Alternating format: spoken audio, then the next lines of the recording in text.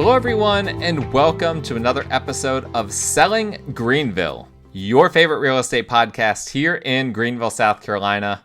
I'm your host, as always, Stan McCune, realtor right here in Greenville. And because I'm a realtor, I have my contact information posted everywhere so I can get more clients. And you can find that contact information in the show notes if you need to reach out to me for any of your real estate needs. All I say is, disclaimer, if you email me, if you don't hear from me within like a day or two, then something went wrong. I usually respond to people within a few hours of receiving an email. But sometimes those first emails go into my spam folder. So please, if you don't hear from me within a short period of time, please follow that up with a call or a text message. And just a reminder, as always, regardless of whether or not you will ever be a client of mine, you can support me and this show by subscribing, liking, rating, reviewing, all of those things in whatever platform that you're listening to this on, Spotify, Apple Podcasts, YouTube, whatever the case may be. Please go ahead and support the show that way. Today, I want to discuss something that has come up a lot of times over the years, and it's something that really kind of caught my attention recently. Is like, you know what, I need to better understand kind of what's happening here. And it is something we've talked about in passing a little bit, but there are multiple layers to it. And it's the two-tiered issue that you guys probably see. If you're looking to buy or looking to sell, you're gonna run into this as you're looking at homes that are being sold. And that is a twofold thing, as I've already alluded to. One is that larger homes tend to sell for a lower price per square foot than smaller homes do. We've talked about that a bit before. But the other is that multi-story homes tend to sell for less of a price per square foot than single-story ranches do. And that's something that we haven't discussed very much, and that's something that I'd like to discuss in this episode to kind of give you guys a little bit of a peek behind the veil of how the sausage is made in real estate, right? To use that corporate phrase right there. What exactly is happening that's causing these different things to happen? Why would larger homes sell for a smaller price per square foot? Why would two-story homes sell for less than one-story homes? Why are these types of things happening? And so I did a study, not unlike other studies that I've done in the past for this show. What I did was I looked at 3 different neighborhoods, and I always like to choose production-built subdivisions when doing a study like this. And the reason is very simple. A production-built neighborhood is going to have homes that are very comparable, right? Homes that were all built around the same time. They look roughly the same. They have roughly the same features, roughly the same upgrades, all of those things. There's not going to be huge variances from one production-built home to another, as long as it's not a luxury community. Obviously, there are some production-built luxury communities out there that there is a great variety, but we're talking about more of the middle of the road type of production built communities that are between typically $200,000 to $400,000. Those homes are typically going to look and be very similar to each other, and so that takes out a lot of the possible confounding results that could come out of a study like this. I want to get rid of all of those confoundings as much as possible, and just analyze one variable against another. Okay. And so what I did was I took 3 production-built communities in 3 different cities. I believe they're in 3 different cities. And hold on, let me double check that. One was in Piedmont, one was in Greer, and one was in Woodruff. So yes, in 3 different cities, 3 very different cities. And I basically just analyzed all of the solds from the past 12 months in those communities. These are communities that have a number of one-level homes, a number of multi-level homes, and a number of homes that have the master bedroom on main and the master bedroom on the second level. And then I just kind of looked at, okay, what's going on in these communities between these 2 groups. I've got my spreadsheets that you guys can look at if you're watching on YouTube. So I'm going to share those real quick. And I don't want to hear any of y'all complaining that you don't like what my spreadsheet looks like. You guys aren't, that's not a problem that I typically have with you guys. But that is something that I always want to be aware of as well, because I'm sure I've got some people on here that listening that are better at spreadsheets than I am. Don't hate on the way I do my spreadsheets. We're going to start with jumping right in here with the neighborhood Dogwood Ridge in Piedmont. This is a neighborhood that the past year is selling on average in the $300,000 to $330,000 range. So to give you an idea of the type of neighborhood that it is just based on the price point, that's the price point that we're talking about here. What I did was I have two tabs for Dogwood. If you're looking on YouTube, you see Dogwood Ridge Main and Dogwood Ridge Second. You'll see that for a few other neighborhoods here. Main means that the master bedroom is on Main, and Second means that the master bedroom is on the second level. Here's why I had to do that.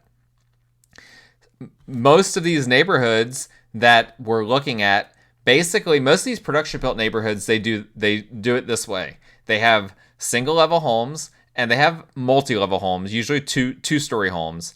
And the two-story homes usually have the master bedroom on the second level, and the single-story home obviously had the master bedroom on the main level. And there are some neighborhoods that will also have two-story floor plans that allow for the master to be on main as well. We'll get to that in a little bit. In the case of Dogwood Ridge, it's one or the other. You either have a two-story home with with all the bedrooms, including the master, on the second level. Well, I shouldn't say all the bedrooms. At the very least, the master's on the second level. Or you could just get a one-story home in which everything is just on one level. And so let's look right into the data on Dogwood Ridge. What's happening for these homes? So let's start with the single-story homes. These are the homes that have just everything on one level. On average, these are selling for $301,666 on average. And I didn't do medians for this. Median, I felt like average was more helpful. We've talked about this in the past. Sometimes median is more helpful than average. In this case, there's not huge fluctuations between the bottom and the top sold price. So we're going with averages right around 300,000 with an average square foot of 1,681 square feet. That comes out to a price per square foot of just a hair below $180 a square foot. So basically, the one-story homes in Dogwood Ridge are selling for right around $180 a square foot. Now, you notice, as I've already mentioned, if you're looking at this at my spreadsheet on YouTube, the smaller homes are selling for a higher price per square foot. So we've got the highest price per square foot on here is $193 a square foot. That's a 1,559 square foot house. That's the smallest house listed on here. Whereas all the homes that are 1,700 square feet and above are all well below that. They're all in the $170 per square foot. So let's just discuss that for just 1 second. I'm not going to get too in the weeds on this specific point because we've talked about this before, but for those that haven't heard those episodes, here's what's happening there.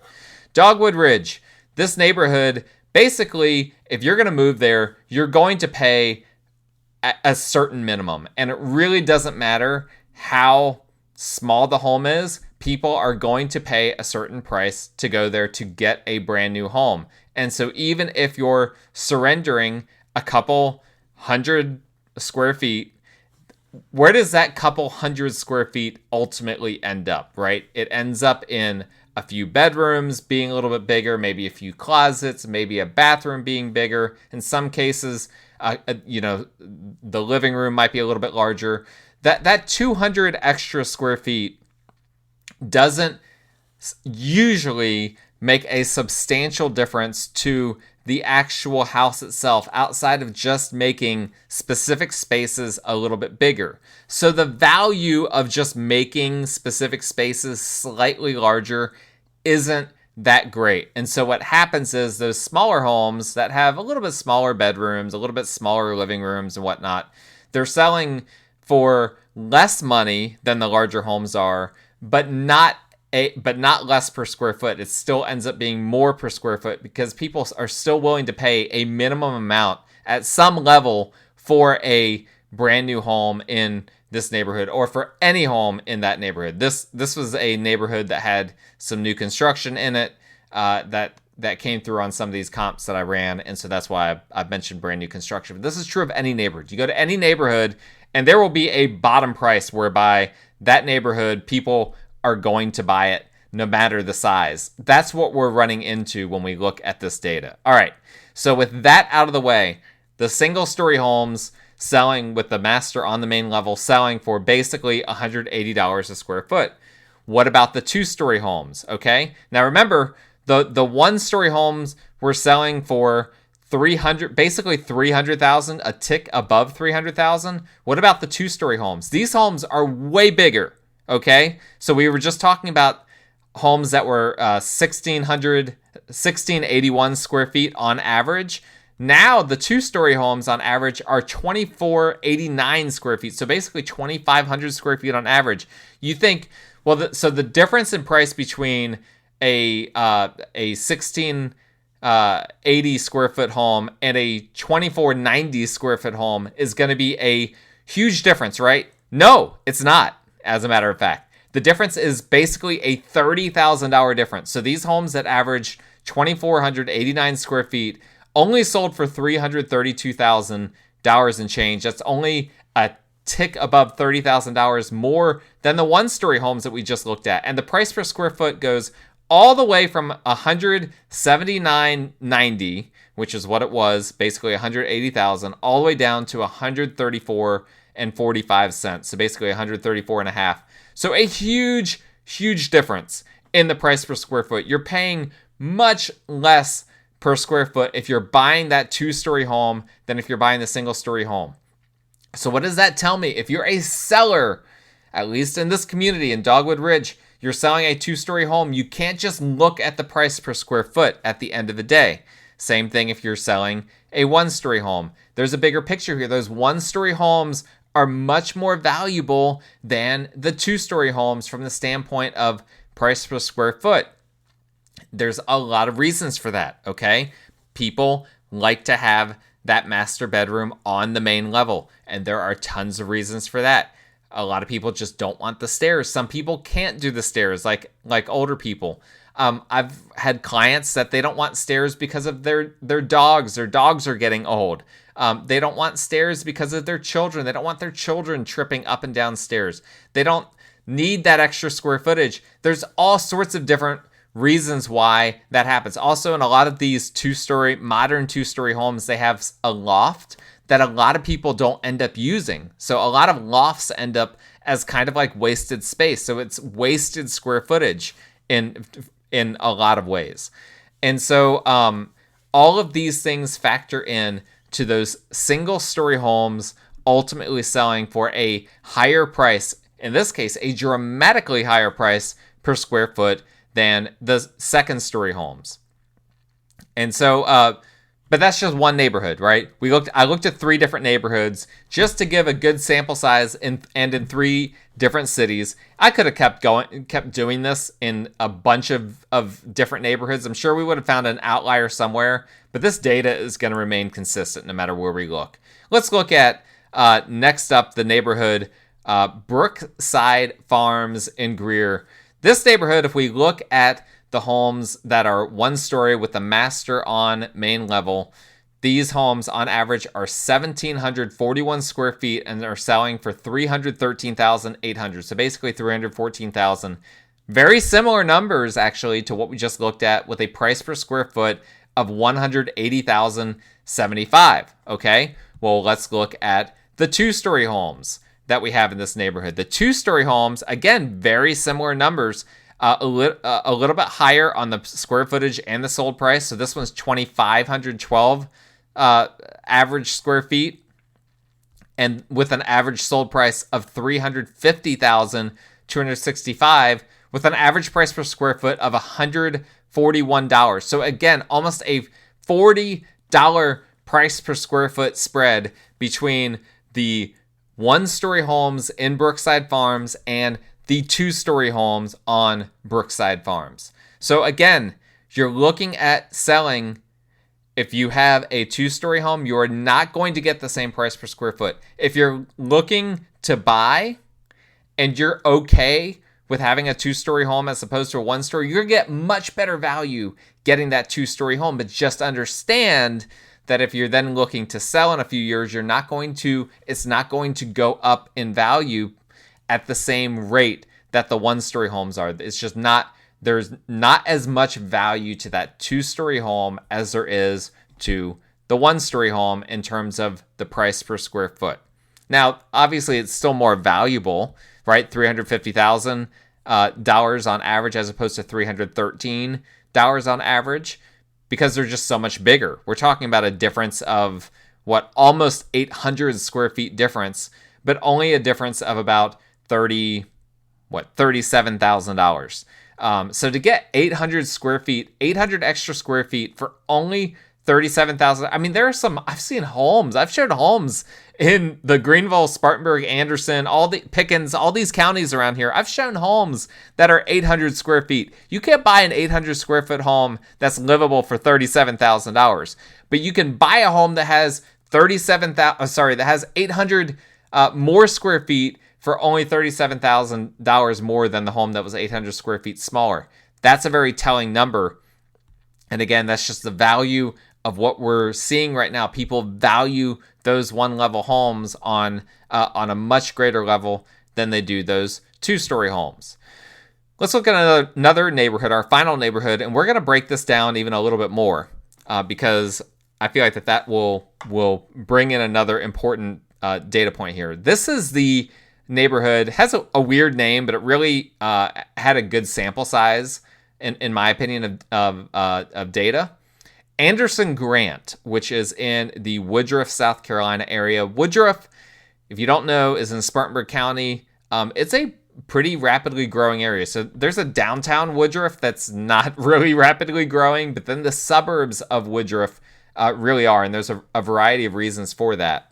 But in Anderson Grant, you've got all the homes that have the master on main came in at basically right at $335,000 as an average sold price. Now, here's what's different about this neighborhood than the previous ones that we've looked at. In this neighborhood, there are homes with a master on main that are just normal standard ranches like we've looked at for the previous 2 homes, but they also have 2-story homes in this neighborhood with a master on main. So that's super helpful. So what we're looking at right now is these are all the homes with a master on main, regardless of whether they're a 2-story house or a 1-story home. On average, because it's a mix of the two, these homes are 2,028 square feet, so larger than the on average 1-level homes that we've been looking at. And then it comes out to a price per square foot of $167 per square foot. And if you're looking at the data, you can see that it ranges from the 180s all the way to the 140s per square foot. And this corresponds precisely to the size of the home. The largest homes, $132 a square foot was the smallest number on here, and that was the largest home. It was a 3,000 square foot home, where as opposed to a 1,559 square foot home sold for the highest number on here, I believe, if I'm just eyeballing this, which was $182 a square foot. So the difference, here's what's crazy. The difference in sold price between 1,559 square foot 1-level home, and I know that this is a 1-level home because I looked at this earlier, as opposed to a 3,000, nearly double square foot home, the difference in price was from $285 to $399, only $125 difference. So you would think it would be, again, intuitively, the price would be double, right? It's twice the size, basically, but it's nowhere near double. It's the difference from $285,000 to $400,000. So again, reinforcing what we've already talked about. But taking the entire average, it was $335,000 for 2,028 square feet with a price per square foot of $167.32. So does the pattern that we've been talking about hold up for homes where the master is on the second level? Yes, it does.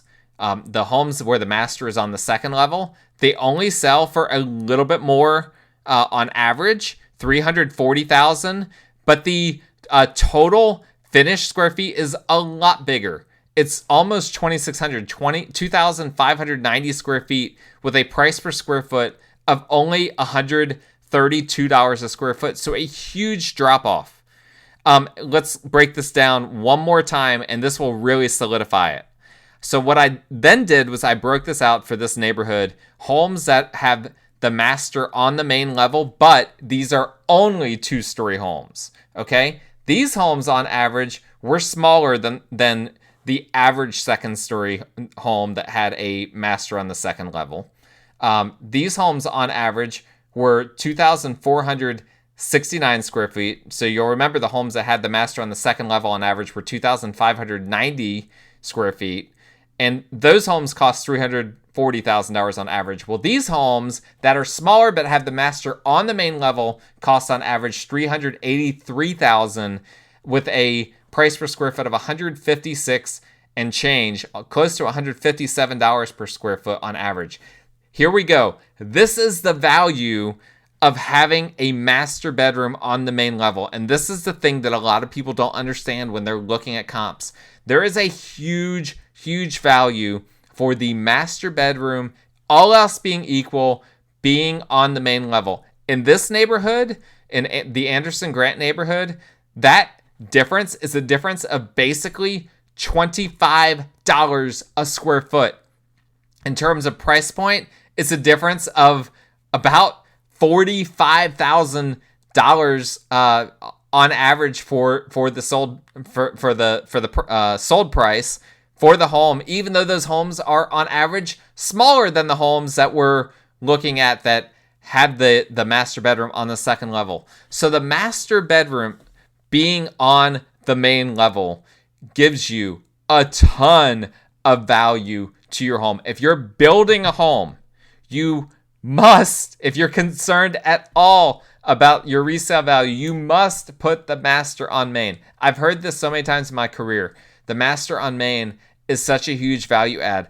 I never fully broke down the data to fully understand just how much value it is, but we can see it over and over again because ultimately in those other neighborhoods that we looked at where the ranches were selling for a higher price per square foot than the 2-story homes were, a huge portion of that value was simply the fact that the master bedroom was on the main level. In this Anderson Grant neighborhood, we can see it very clearly because we saw having the one level home sold for, the homes that had just a master on main in general sold for $167 a square foot, but the homes that had the master on main that were 2-level sold for just a little bit below that on average, basically $157 a square foot.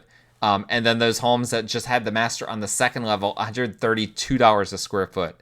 So this is something to really keep in mind. Again, things to consider when you're buying, things to consider when you're selling. Larger homes sell for a lower price per square foot than smaller homes do. There is a level at which the price per square foot, you're going to reach that bottom, and you're going to reach it pretty soon when you're in a production built neighborhood. But then that master bedroom being on the main level, huge value add. In this example, in this neighborhood, and I bet that this holds up pretty consistently across the board. Obviously, I had to cut off where I did my data, but roughly $20 to $25 a square foot extra to the entire home just by virtue of having that master on the main level. Now, if you're looking to sell and you don't have the master on the main level, don't despair. It doesn't mean that you're not going to be able to sell your home. You just have to understand you can't compare your home to other homes that have the master on main level. You have to reduce the price. Now, what's good in terms of this is I don't know any appraisers. There might be some out there, but I don't know any appraisers that give a ton of value to the master bedroom being on the main level as opposed to being on the second level for a 2-story home. So I think that's really important. There are probably some appraisers out there that go to that granular of a level. But I think that that's more the exception than the rule. So if you're able to find the perfect buyer to purchase your home that's a 2-story home and does have the master on the second level, I don't think you need to be too concerned about an appraiser coming in there if you're selling for more than you expected to, for an appraiser to inherently dock you. But they are going to be comparing your home to other 2-story homes. What I don't think they're going to be doing necessarily, I think most of them are not going to be comparing your home inherently to other 2-story homes that have a master bedroom on the main level. So you could, in theory, benefit if you're in a neighborhood that has 2-story homes with the master on the main level, but yours is on the second level. You could benefit on the appraisal side of things that appraisers might not take that into consideration, but the market will take it into consideration. The market is looking at that. They're putting a lot more value in these homes where the master bedroom is on the main level, and so you just need to be prepared for that. I hope that was helpful information for you guys. Let me know if you have any questions about any of this or any feedback you'd like to share. My contact information is in the show notes. Reach out to me anytime. If you like this information, don't miss it. You can subscribe to my show on whatever platform you're listening to it currently on, or you can watch it on YouTube. Please leave a rating. Please leave a review. We will talk again next time.